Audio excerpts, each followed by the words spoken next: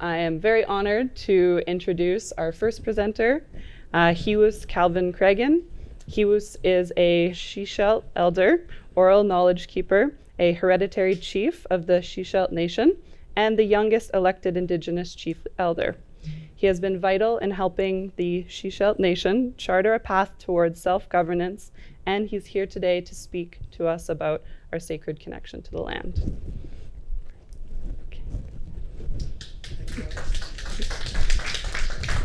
So let me explain about who I am. A hereditary chief I am, and I come from 7 generations of chiefs in my territory, and we have 5 clans in our territory.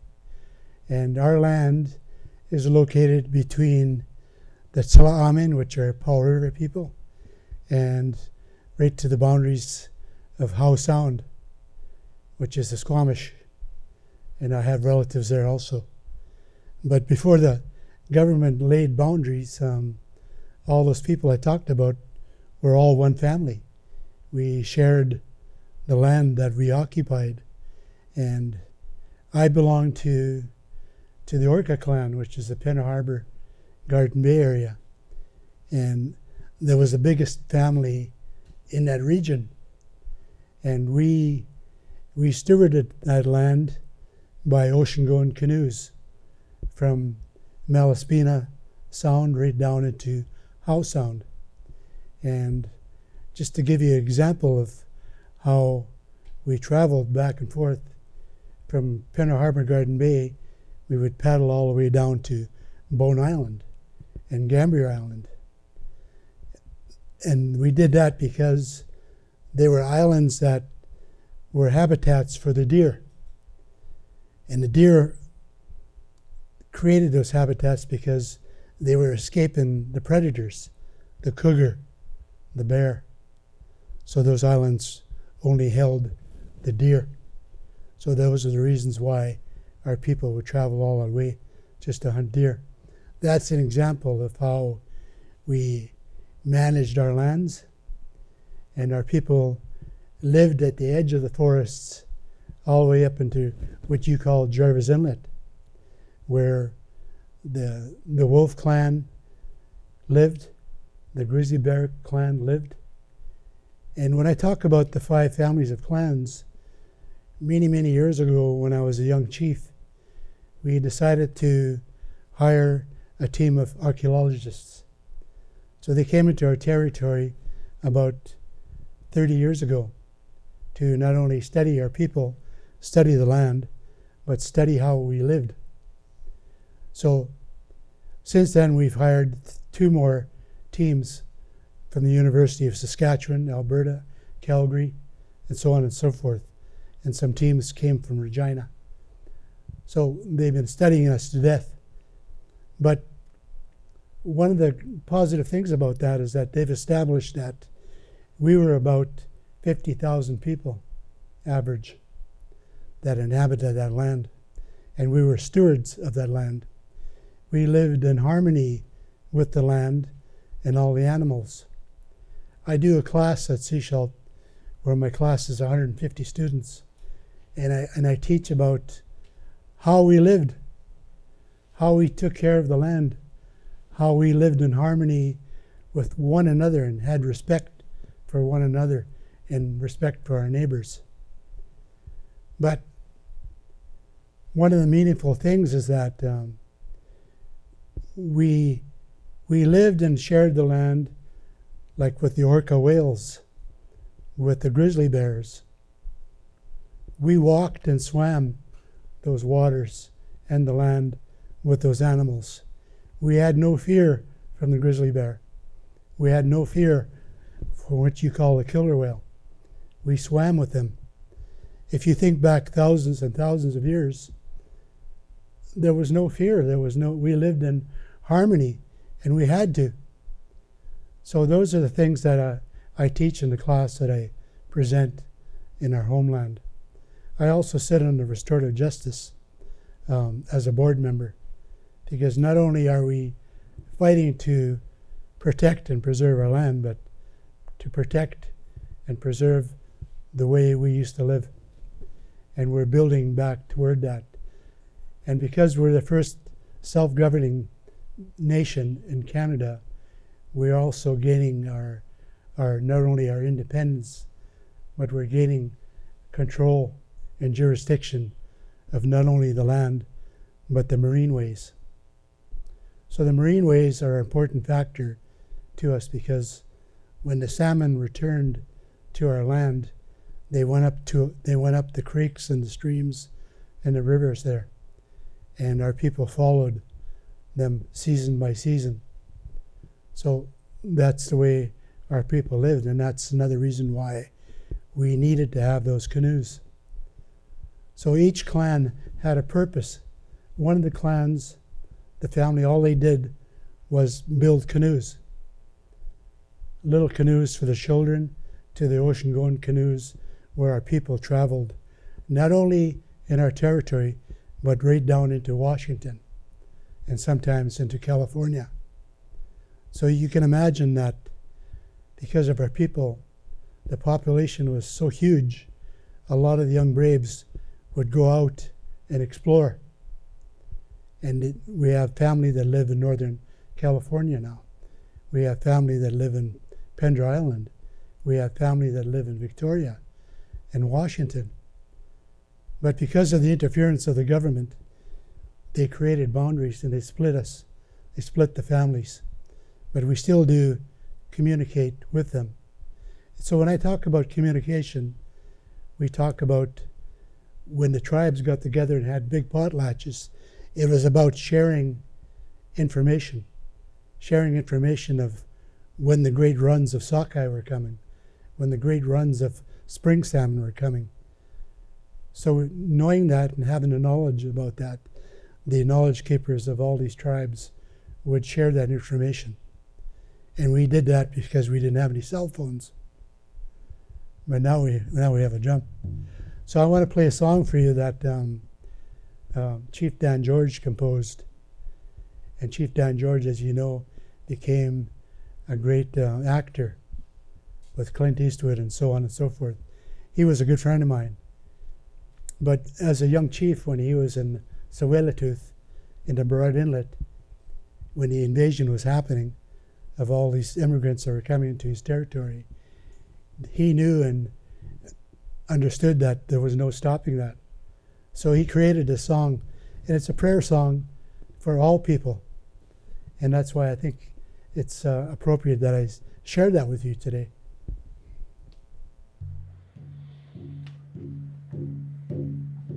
Oh, hee ho, hee ho, oh, hey, oh, hee ho, hee ho, oh, hey, oh, hee ho.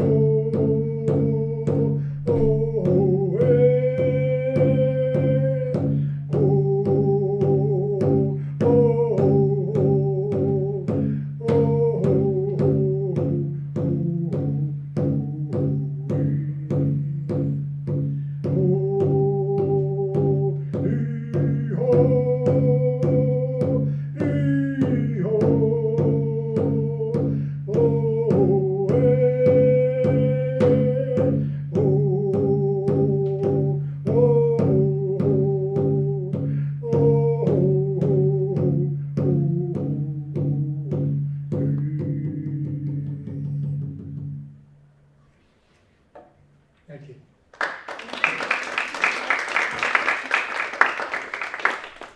So living in our territory, we each clan had to work like a network or a community.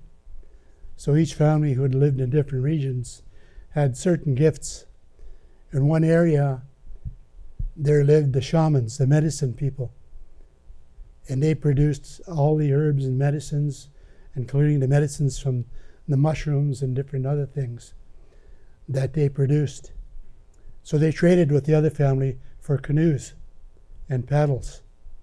And then when you went further to the west and to the north, you came into the grizzly bear clan or the wolf clan. Those were the people that hunted. So there was trading going on between the clans, and that's how we survived. We needed to create that network, that community. So when I speak about that, we would not have never survived in that harsh environment if it wasn't for that community, that network that we created. But because the government interfered with that, it broke up that network, that community, that self-governance that our people had. But now we're really established in that since 1986, when we become self-government again. So we're reclaiming that authority, that jurisdiction of our land. And in that land, we have 150,000 miles of foreshore. And along that foreshore, at the edge of the forest, is where our people lived. The forest was so huge, the canopies were so huge and thick that those were our roofs. We lived underneath those canopies in little cedar shacks. So the timber, the cedar, all provided us with housing, clothing, medicines, food. All those things were a natural thing that Mother Earth and the forest supplemented us so that we could sustain ourselves. But when the interference of the government came, they sold a lot of our land to multinationals. So the first multinational came from Sweden. They came in and started harvesting and taking all of our old growth out of our old villages. So it left our people empty, without the medicines, the foods, the clothing. And they surrounded us and they gathered us all up and forced us to live in a small village for purpose of education and religion. They forced a lot of our people to become Roman Catholics. But some of us resisted and escaped that. But I didn't. I was captured when I was 7.5 years old and placed into residential school. That was in 1952. I didn't come home until 1962, when I found vast changes. Most of my chiefs were dead. My auntie and uncles were dead. A lot of my young cousins were all in penitentiaries and penal institutes because they were violating the Indian Act. They were violating the way the government was forcing us to live. And that's happened to many other nationalities. Like when the Chinese came, they did the same thing to them, and so on and so forth. But I'm so proud now that we've negotiated and we've escaped that now, and we're set free to govern ourselves in the way that our forefathers did. So speaking about that, as we are reclaiming our jurisdiction and our authority, we are going to claim the jurisdiction and authority of the forest. And we're fighting night and day right now to overcome the legislation that allows BC timber sales to sell our timber, to violate our land. They've already violated our people, and they continue to violate our land. And we're determined to put a stop to that. So when I was retired in 2017 as being a leader and a spokesman for my band, I continued to do the good work to try to preserve and protect what we have left so that other nationals, people can come into our territory and enjoy what we have. And our children and grandchildren can enjoy what I witnessed as a young boy. When I was a young boy, there was things like flying squirrels. You don't see them anymore. We had a species of what they call blue grouse that was like a turkey for us. There are smaller versions of grouse, which are the brown grouse, the chicken grouse. But the blue grouse were huge like turkeys that inhabited old growth. But now because that habitat of old growth is gone, so are the blue grouse. And then many, many other species of birds that are no longer here. The flying squirrel, they're gone. The black wolf are returning. The grizzly bears are returning because we're maintaining or trying to maintain control of that. The black wolf disappeared 100 years ago, but now they're back. The orcas are back. You see it in the news now because they're following the millions and tons of herring that are coming back into our inlets. The salmon are returning. But now we're given a second chance to protect those species, to protect the habitat of the grizzly bear, the wolf, the elk, the deer. And it's up to all of us in British Columbia, if not in Canada, to try to protect what is happening again. They're re-emerging, and so are my people. But we're still willing to share that. But we want to have control of how that's going to happen. Because of the mismanagement of BCTS and the provincial government, we're not going to stand by and watch that happen again. We're not going to stand by and watch missionaries come into our territory and take our children. We're not going to stand for that. Many nations are standing up to that right now. And I'm happy to see that. But now the government is finally relenting and allowing us to do that, allowing us to be self-governing again. And this time around, we're going to make those changes so that those things never happen again. So as the forest comes back and reclaims itself, when the rivers and streams comes back and reclaims themselves, all of us have to take that responsibility to make sure those things are preserved for future generations. As the world population grows and grows, we're going to need and depend on those resources that were there naturally. When I talk about the natural resources, I'm talking about what is in the forest. You know, the mushrooms and medicines are there. We don't need pharmaceuticals. Thousands of years ago, our people never had cancer. They never had mental illness, sugar diabetes. Our people never had any of those things. We lived naturally, like I said, in harmony with the land. And the way our people fed themselves and nourished themselves, it was a mixture of not only foods, but ingredients of medicines, herbs that prevented us from getting sick. I'm going to be 80 years old in a couple months.